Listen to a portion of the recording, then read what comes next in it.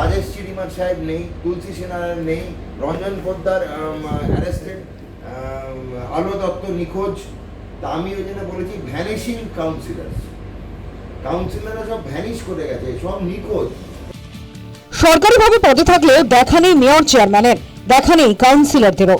এই অবস্থায় পরিস্থিতি পরিদর্শনে বেরিয়ে বেজায় হতাশ বিধাননগরের নবনির্বাচিত বিধায়ক শারদ মুখোপাধ্যায়।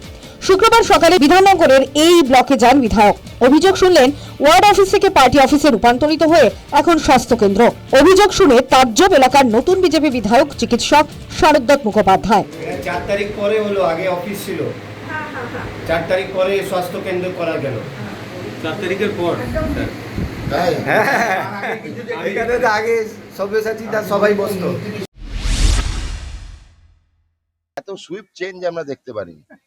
প্রথমে ছিল ওয়ার্ড অফিস, তারপর ইলেকশনের জন্য সেটা হয়ে গেল পার্টি অফিস, তার 5 তারিখ থেকে হয়ে গেল সেটা health centre.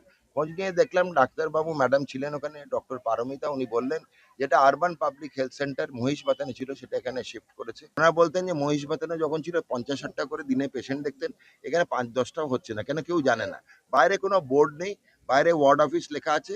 Basically party office ছিল, যেই হেরে গেছে সেটাকে গা ঢাকা দেওয়া, ধামাচাপা দেওয়ার জন্য একটা তড়িঘড়ি হেলথ সেন্টার বানিয়ে দেওয়া আছে। অভিযোগ কানে আসতেই বিধায়ক ফোন করলেন মেয়র কৃষ্ণা চক্রবর্তী, চেয়ারম্যান সব্যসাচী দত্তকে, কিন্তু কেউই ফোন তুললেন না। বাধ্য হয়ে অভিযোগ জানালেন বিধাননগর পুরসভার কমিশনার সুজয় সরকারের কাছে। আমি মাননীয় বিধায়ক মহোদয়কে স্বাগত জানাচ্ছি। উনি প্রথম এসছেন আমাদের এখানে, এবং আমি ওনার কাছ থেকে ওনার যে বক্তব্য, অভিযোগ, সেগুলো পুরোটাই শুনে নেওয়ার চেষ্টা করছি, যাতে সেগুলো রিড্রেস করবার চেষ্টা করতে।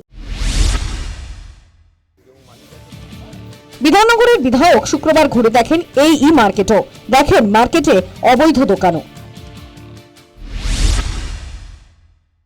এই আনঅথরাইজড গুলো কিন্তু আমাদের রাখার কথা নয়, যা মাস্টার প্ল্যানে আছে সেইটুকুই হবে।